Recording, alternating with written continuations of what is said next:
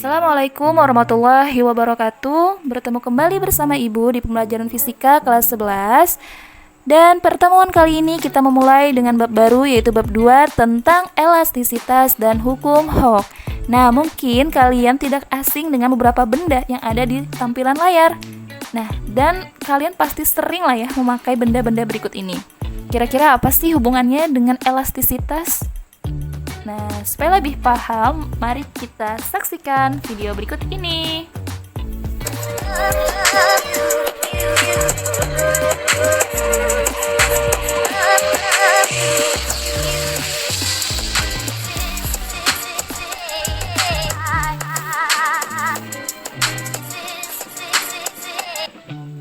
Nah, jadi beberapa anak SMP tadi sedang memainkan suatu selinki ya. Jadi selinki itu berupa pegas, merupakan contoh dari benda elastis. Artinya benda yang dikenai gaya tetapi dia akan kembali lagi ke keadaan semula. Kok bisa sih? Nah, yuk kita bahas lebih lanjut. Nah, jadi elastisitas adalah kemampuan benda untuk kembali ke keadaan semula setelah gaya yang diberikan pada benda tersebut dihilangkan. Nah, untuk contoh yang lainnya bisa kalian lihat di bawah. Itu ada beberapa contoh gambar seperti karet gelang, pegas. Nah, jadi pegas tuh hampir sama dengan selinki, tapi pegas bentuk mini atau bentuk kecilnya dari selinki. Kemudian ada kayu. Kok bisa ya kayu sebagai benda elastis? Nanti kita bahas ya. Kemudian baja dan ketapel. Sering banget tuh waktu kecil kan main ketapel. Nah, jadi kecenderungan benda padat untuk kembali ke bentuk aslinya setelah terdeformasi.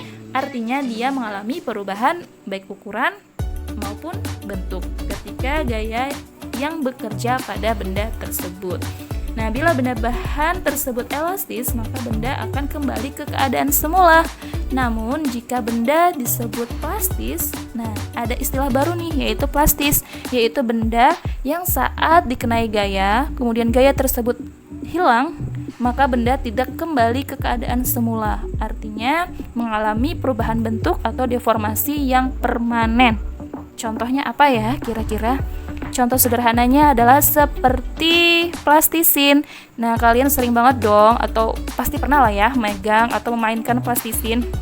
Saat kalian bentuk plastisinnya menjadi suatu bentuk yang baru, maka setelah kalian selesai, plastisin tersebut tidak bisa kembali ke keadaan normal atau ke keadaan semula. Dia akan tetap menjadi plastisin dengan bentuk yang baru. Jadi itu disebut sebagai benda plastis, berkebalikan dengan benda yang elastis. Nah, ini adalah tabel perbandingan sifat elastis dan plastis pada suatu zat padat. Contohnya bisa kayak karet gelang untuk benda elastis, kemudian untuk benda plastis tadi bisa berupa plastisin, atau benda elastisnya berupa pegas maupun selinki juga bisa. Nah, jadi bentuk awalnya itu adalah bentuk dalam keadaan normal. Kemudian pada saat diberikan gaya, baik itu ditarik, ditekan, akan mengalami perubahan atau deformasi istilahnya. Untuk benda pegas itu akan mengalami peregangan, ya kan? Bisa kalian lihat sendiri itu lingkaran untuk pegasnya itu semakin lebar dari bentuk awalnya. Kemudian pada plastisin dia akan melebar juga, memipih, ya kan? Kalau kalian tekan plastisinnya. Kemudian bentuk akhirnya ketika kalian hilangkan, kalian lepas itu benda, contohnya pegas, maka pegas langsung otomatis kembali lagi ke bentuk semula.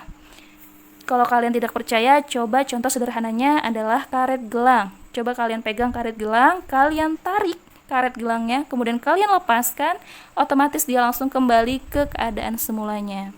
Nah, kemudian kalau plastisin ketika kita selesai menggunakannya, tidak ada lagi gaya yang bekerja pada plastisin tersebut, maka plastisin tidak kembali ke keadaan semula.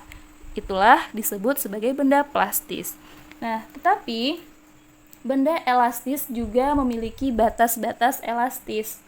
Sehingga contoh sederhananya, karet apabila terus dilakukan gaya, ditarik, kemudian dia akan mengalami proses pengenduran kan. Nah, jadi tidak seelastis yang sebelumnya, maka karet akan kendor dan tidak bisa lagi kembali ke keadaan semula karena dia ada batas elastisitasnya. Nah, contoh sederhana benda elastis itu contohnya adalah seperti karet gelang ini.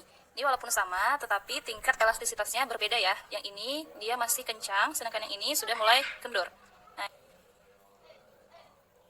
saat ditarik sisi kanan dan kirinya, sehingga karet dapat meregang dengan pertambahan panjang tertentu. Nah, jadi pertambahan panjangnya tergantung pada seberapa besar gaya yang kita lakukan pada karet ini.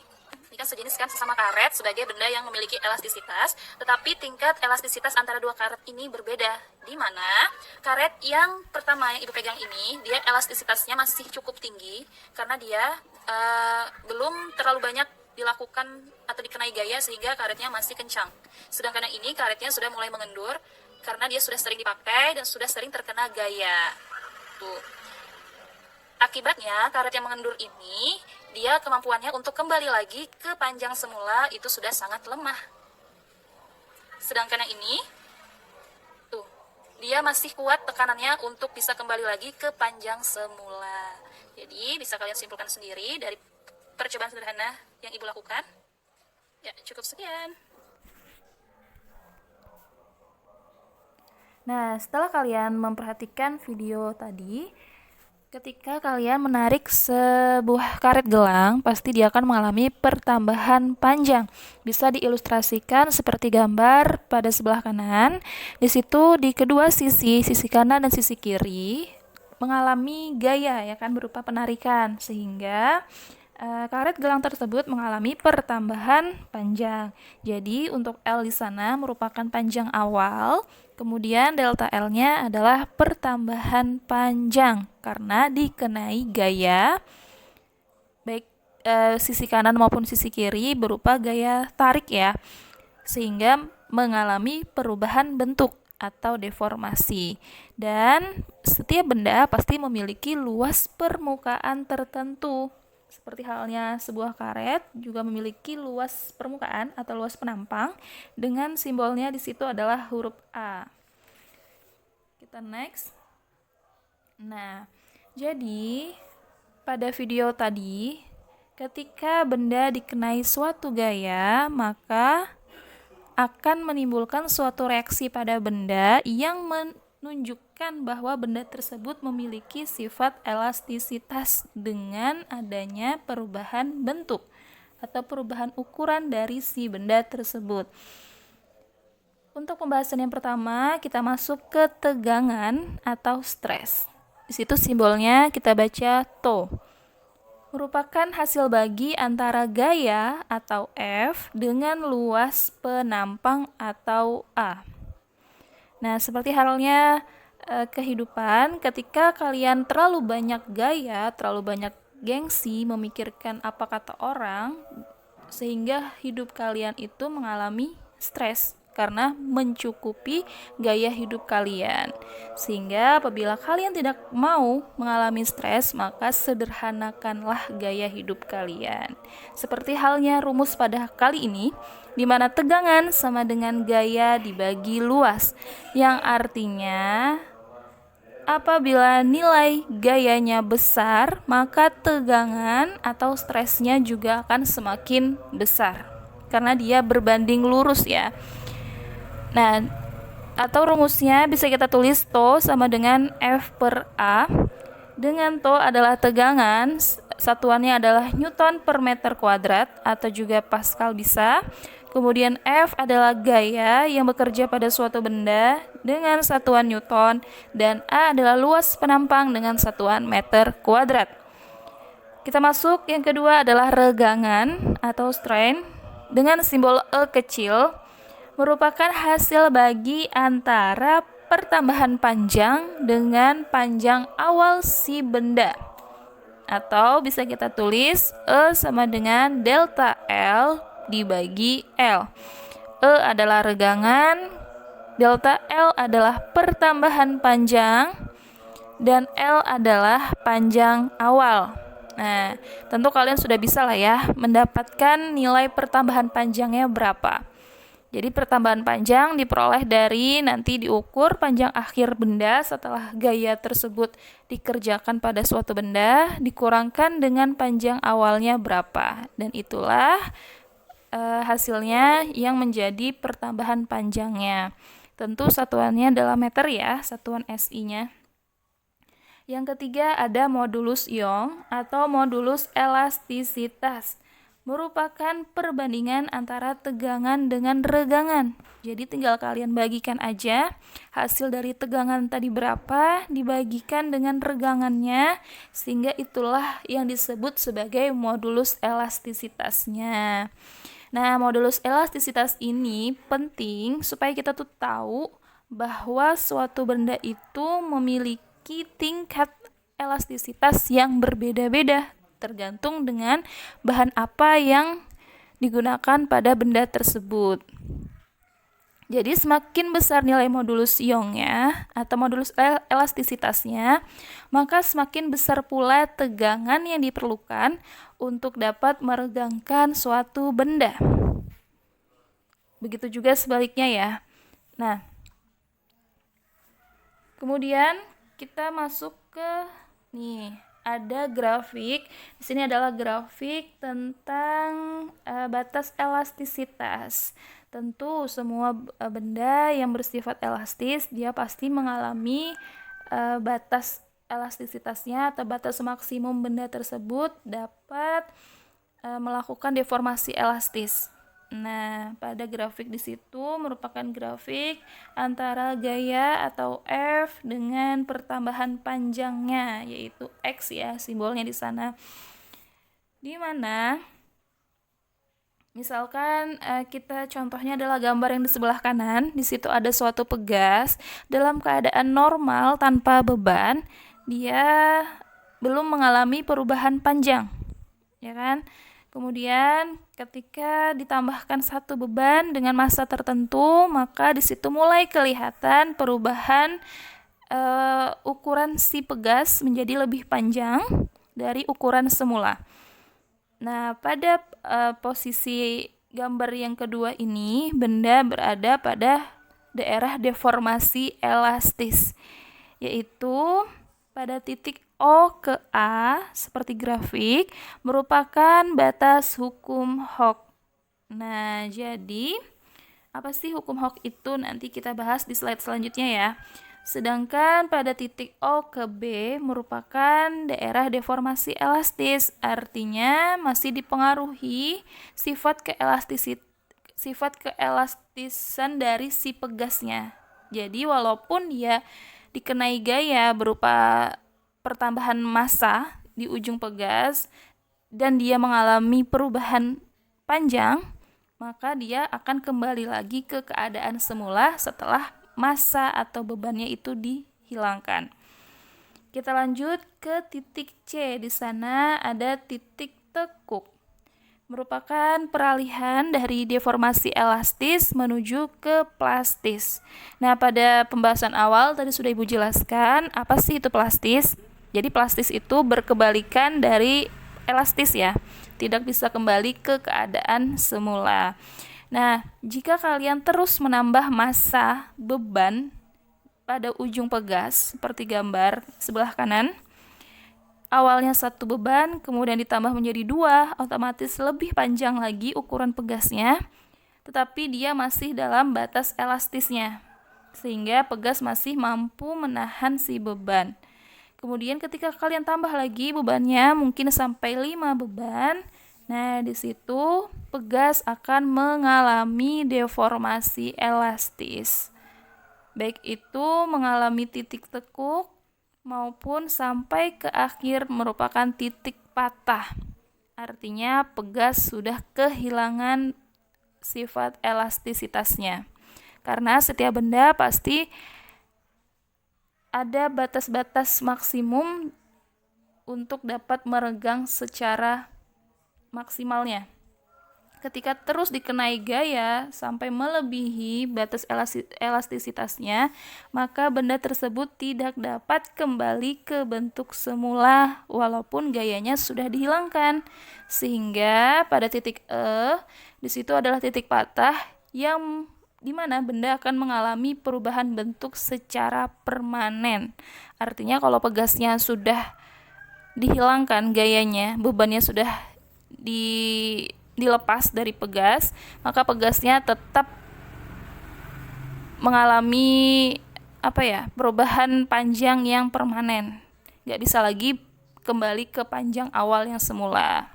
Artinya sudah mengalami deformasi plastis dan tidak bisa lagi dipakai karena sudah tergolong alatnya rusak. Ini adalah beberapa bahan dari suatu benda dengan modulus Young atau modulus elastisitas yang berbeda-beda. Jadi bisa kita lihat bahwa semakin besar nilai modulus Young-nya, maka semakin besar pula tegangan yang diperlukan untuk meregangkan benda. Tuh, jadi beda-beda ya, dari baja sampai karet. Silahkan kalian catat. Nah, kita masuk ke materi yang berikutnya, yaitu tentang tetapan gaya pada benda elastisitas. Nah, di situ muncul ada simbol K kecil, yaitu tetapan gaya pada pegas. Nah, ini nanti muncul setelah kalian mempelajari hukum Hooke. Jadi Hooke itu diambil dari nama ilmuwannya ya. Kemudian tetapan gaya K adalah tetapan umum yang berlaku untuk benda-benda elastis jika diberikan suatu gaya atau tegangan yang tidak melampaui batas elastisitasnya. Sehingga di situ rumus Y adalah rumus dari modulus Young. Jadi modulus Young tuh bisa pakai simbol E, bisa juga pakai simbol Y besar. Di mana F dikali L0 dibagi A dikali delta L. Nah, di situ ada L0. L0 adalah panjang awal. Bisa juga kalian pakai simbolnya adalah L, seperti rumus pada slide yang sebelumnya.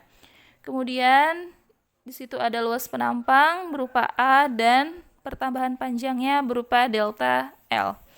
Di mana dari rumus yang pertama tadi kita ubah sehingga diperoleh rumus gaya pada benda elastisnya, yaitu F sama dengan Y dikalikan A dibagi L0 kali delta L.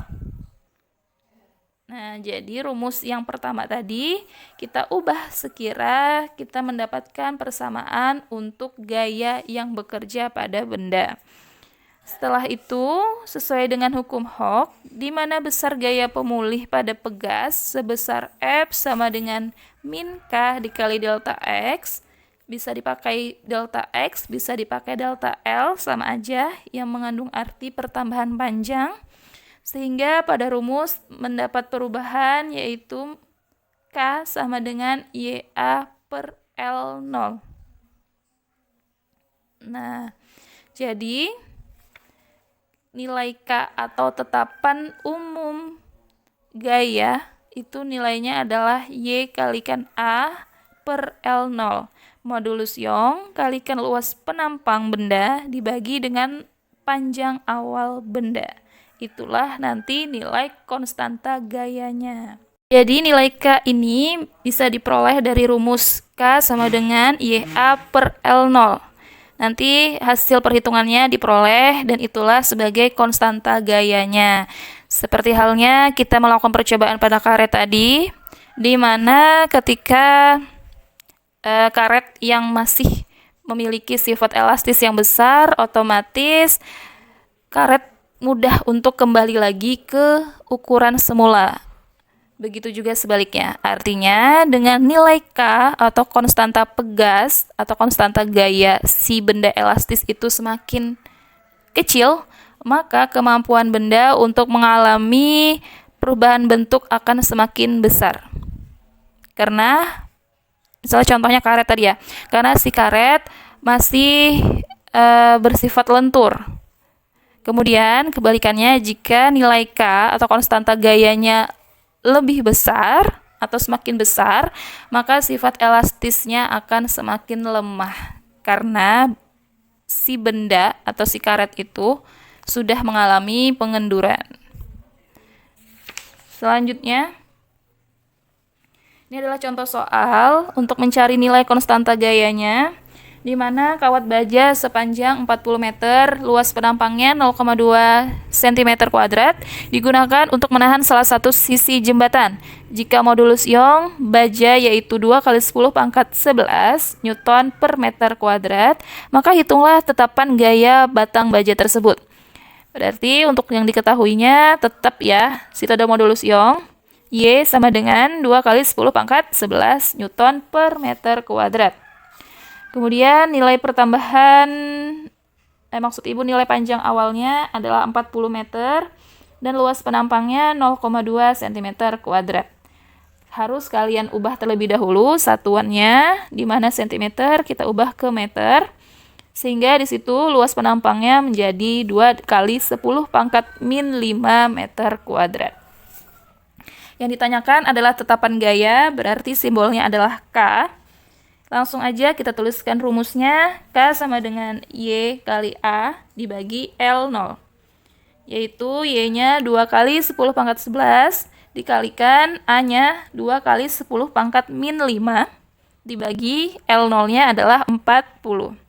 Sehingga nilai K-nya dihasilkan 1 dikali 10 pangkat 5 Newton per meter kuadrat. Nah, jadi cukup mudah ya, asalkan satuannya sudah satuan SI. Kalau belum SI, silahkan kalian ubah terlebih dahulu. Contohnya tadi ada luas penampang ya, yang kita ubah. Nah, kita masuk ke hukum Hooke. Kan tadi ada slide sebelumnya, kita membahas tentang hukum Hooke. Sekarang kita bahas. Jadi, hukum Hooke itu bunyinya adalah jika gaya tarik pada pegas tidak melampaui batas elastisnya, maka pertambahan panjang pegas akan berbanding lurus dengan gaya tariknya. Nah, jadi semakin besar gaya tariknya akan mempengaruhi semakin besarnya pertambahan panjang suatu pegas. Contohnya bisa kalian lihat pada gambar.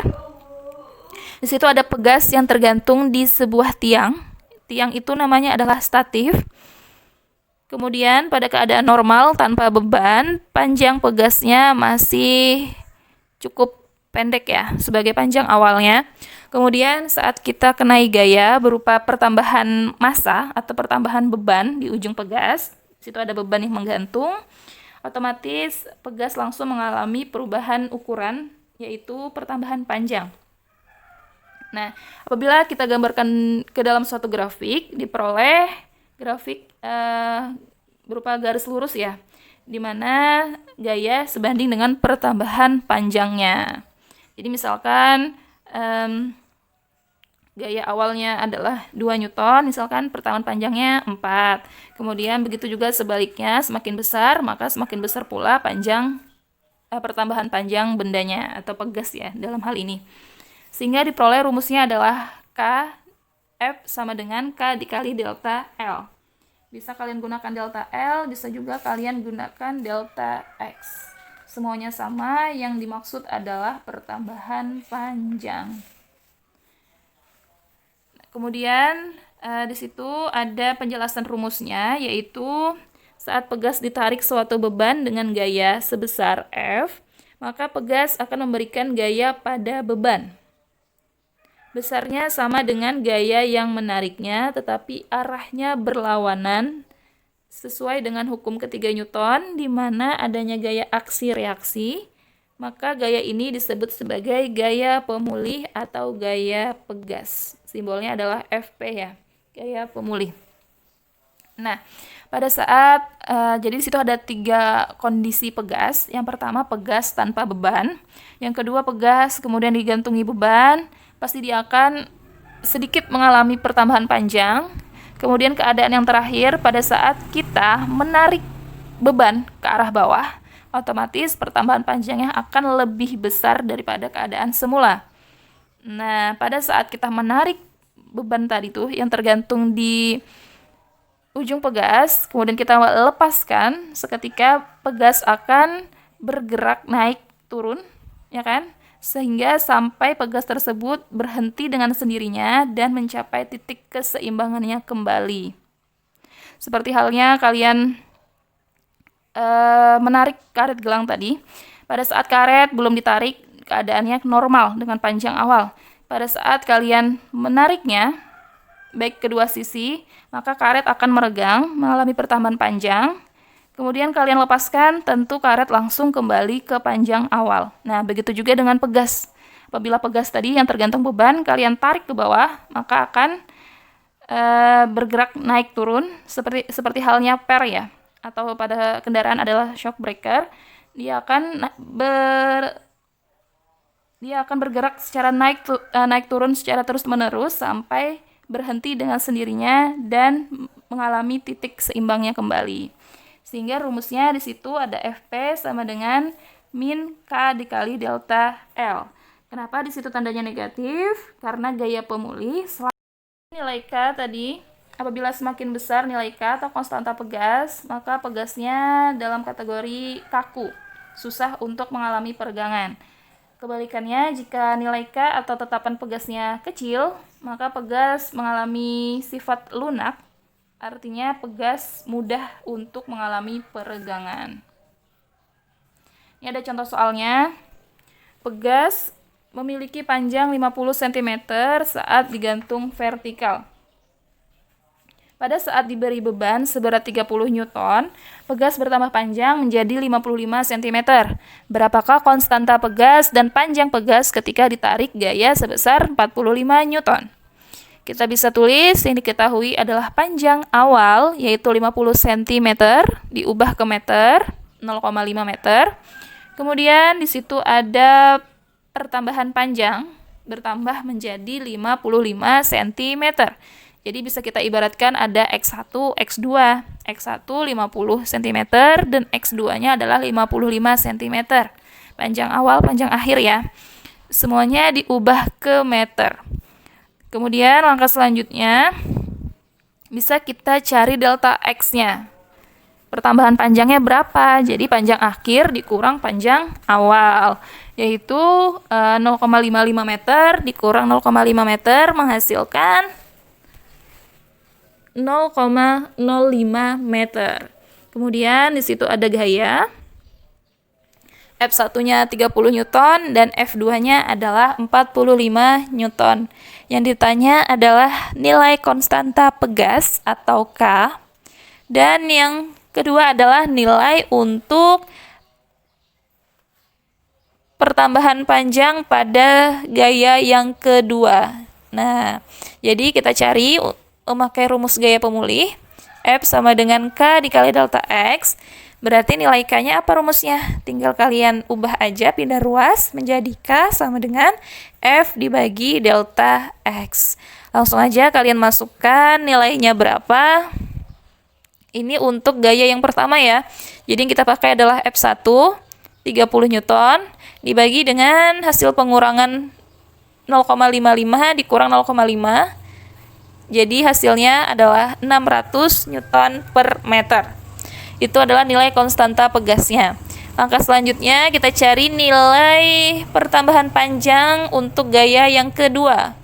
Sehingga kita bisa tulis delta X2 sama dengan F2 dibagi K. Nah, jadi nilai K-nya kita masukkan nilai yang kita peroleh sebelumnya tadi. F2-nya adalah 45 dan nilai K-nya adalah 600. Sehingga hasil baginya diperoleh 0,075 meter atau diubah menjadi 7,5 cm.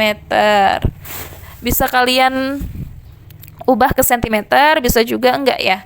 Karena ini di soalnya diubah ke cm, berarti kita ikuti saja, sehingga untuk mencari X2-nya adalah X0 ditambah delta X. Artinya panjang awal ditambahkan dengan pertambahan panjang. Kok bisa? Nah, kan kita tadi tahu bahwa pertambahan panjang atau simbolnya delta X merupakan pengurangan dari panjang akhir dikurang panjang awal. Berarti kan istilahnya X2 dikurang X0 kan, rumus awalnya. Nah, yang kita tanya tuh, yang kita cari itu cuma X2-nya aja. Jadi pindah ruas X0-nya. Jadi delta X sama dengan X2 dikurang X0. Kemudian X2 sama dengan X0 ditambah delta X. X0-nya pada soal adalah 50 cm, kemudian delta X-nya yang kita peroleh adalah 7,5 cm. Jadi langsung aja kalian tambahkan, diperoleh hasil 57,5 cm. Jadi penjumlahannya tuh bisa dalam bentuk meter, bisa dalam bentuk sentimeter, tergantung konteks soalnya nanti apa. Nah, selanjutnya adalah energi potensial pegas. Jadi energi potensial pegas itu dapat dihitung dengan grafik antara gaya atau F dengan pertambahan panjangnya atau delta X-nya. Karena di hukum Hooke tadi diperoleh grafik berupa grafik lurus ya. Artinya semakin besar gayanya, maka delta X-nya juga akan semakin besar karena dia berbanding lurus. Sehingga kalau digambarkan di situ ada daerah yang diarsir merupakan bentuknya segitiga, sehingga bisa kita peroleh nilai energi potensial pegasnya sama dengan nilai dari luas segitiga yang diarsirkan. Kita tahu bahwa rumus luas segitiga adalah setengah kali alas kali tinggi. Nah, kita lihat pada segitiganya, alas segitiga berupa nilai X, kemudian tinggi segitiga berupa nilai dari F. Sehingga bisa kita tulis setengah F kali X. Bisa X, bisa delta X ya. Kemudian kita tahu F di situ maksudnya adalah F untuk gaya pemulih, sehingga bisa kita ganti nilai F-nya menjadi K dikali X. Sesuai hukum Hooke yang pertama tadi, nilai F adalah K kali X atau K kali delta X. Sehingga bisa dikelompokkan sesama X-nya. Rumus akhirnya menjadi setengah K kali X kuadrat. Itulah energi potensial pegasnya atau usaha gaya tarik ya, atau F-nya. Jadi EP sama dengan W di situ adalah usaha yang nilainya setengah K kali X kuadrat. Nah, contoh soalnya bisa kalian lihat pada tampilan, di mana di situ ada grafik gaya terhadap pertambahan panjang. Di situ ada dua titik ya. Titik pertama gayanya 8 Newton dengan pertambahan panjangnya 4 cm, yaitu titik A. Kemudian titik kedua gayanya 12 Newton dengan pertambahan panjangnya adalah 6 cm sebagai titik B. Yang ditanyakan berdasarkan grafik tersebut, maka tentukan konstanta pegas, yaitu K. Kemudian yang kedua adalah energi potensialnya. Tapi di sini khusus di titik B. Nah, jadi kita tulis yang diketahuinya adalah FA, gaya untuk A-nya adalah 8, kemudian gaya untuk titik B-nya adalah 12 Newton, dan pertambahan panjang untuk titik A adalah 4 cm diubah menjadi meter, kemudian pertambahan panjang pada titik B 6 cm, kalian ubah ke meter juga. Yang ditanyakan adalah nilai K dan juga nilai EP-nya, energi potensial. Kita masukkan ke rumusnya, K sama dengan FA dibagi delta XA. Sama dengan 8 dibagi 4 kali 10 pangkat min 2. 8 bagi 4 adalah 2. Kemudian 10 pangkat min 2 pindah ke atas, pangkatnya menjadi positif. Jadinya 2 dikali 10 pangkat 2. Atau bisa kita tulis 200 Newton per meter. Langkah selanjutnya kita cari energi potensial pada titik B. Berarti kita fokusnya adalah pada pertambahan panjang titik B. Kita tulis rumusnya EP sama dengan setengah K kali delta XB dikuadratkan. Yaitu setengah kali 200 dikali 6 kali 10 pangkat min 2 dikuadratkan. Akan menghasilkan nilai sebesar 0,36 Joule. Nah, cukup sekian materi pembelajaran kita pada hari ini. Sudah bisa kalian membedakan mana itu benda elastis, mana itu benda plastis. Silahkan kalian lengkapi catatan kalian. Kalian tanyakan apabila ada yang belum kalian mengerti. Kemudian kalian juga bisa mencari contoh-contoh tambahan lainnya. Pada benda elastis itu apa saja, kemudian pada benda plastis itu apa saja, dan bisa kalian buat tabel perbedaan antar keduanya. Kemudian tadi juga sudah membahas tentang tegangan atau stres, regangan atau strain, kemudian modulus Young atau modulus elastisitas. Kemudian tadi juga membahas tentang grafik batas elastis suatu benda. Nah, jadi elastis apapun bendanya, apabila dikenai gaya secara terus-menerus, maka dia akan kehilangan sifat elastisnya karena sudah melampaui batasnya. Lalu tadi kita membahas tentang hukum Hooke, di mana di situ ada gaya pemulih ya, yang besarnya berlawanan arah dengan gaya yang diberikan. Tetapi nanti hasilnya tetap bertanda positif. Tanda negatifnya itu cuma menandakan bahwa gaya pemulih berlawanan arah. Lalu kita masuk tadi materi yang terakhir adalah energi potensial pegas, di mana sama dengan usaha ya. Usaha yang dilakukan suatu benda yang berkaitan dengan gaya dan pertambahan panjangnya. Cukup sekian pembelajaran kita pada hari ini. Semoga benar-benar bermanfaat, bisa kalian pahami dengan baik. Dan tetap semangat belajarnya, tetap jaga kesehatan. Wassalamualaikum warahmatullahi wabarakatuh.